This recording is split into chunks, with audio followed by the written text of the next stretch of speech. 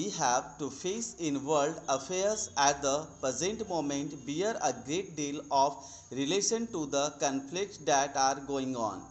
We have stated repeatedly that our foreign policy is one of keeping aloof from the big blocs of nations and being friendly at all countries and not becoming entangled in any alliance, military or other, that might drag us into any possible conflict.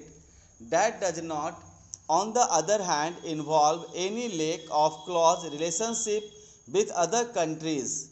The House will remember that some time back I mentioned the question of India's possible relationship with the Commonwealth, and I informed the House of the broad lines of our approach of this problem, and I gathered that the House agreed to it.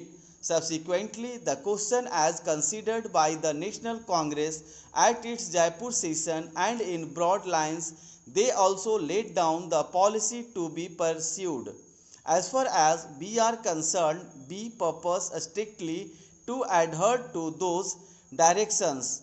Of course, changing circumstances have to be understood and interpreted in different ways, but the broad lines of our policy have been laid down, and that India will naturally and inevitably in the course of a few months become an independent republic, and in our external, internal or domestic policy, political policy or in our economic policy, we do not purpose to accept anything that involves in the slightest degree dependence on any other authority. Subject to that, we are prepared to associate ourselves with other countries in a friendly way. We are associated today in the United Nations with a great numbers of countries in the world. Anything else that we might do will naturally have to be something that does not go against our association with the United Nations. It is only in terms of independent nations cooperating together that we can consider the problem of our association with the Commonwealth. There may be, as some people have suggested, alliances with this or that nation. Alliances usually involve military and other commitments, and they are more binding. Other forms of association which do not wind in this manner but which help in bringing together nations for the purpose of consolidation where necessary of cooperation are therefore far more desirable than any form of alliance which does bind and will help us to achieve our main target.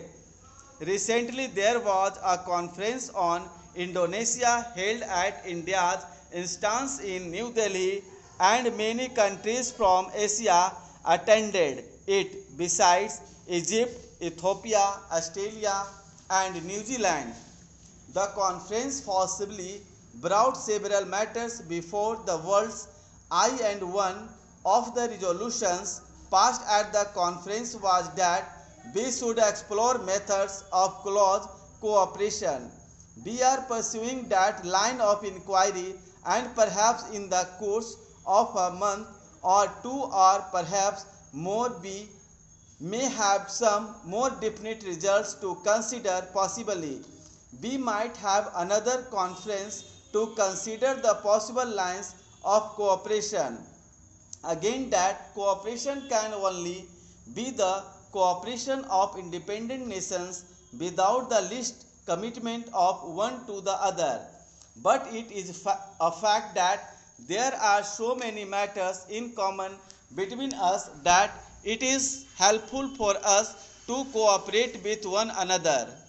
We have not yet decided that the reason of cooperation might be because India is interested in several regions in Asia.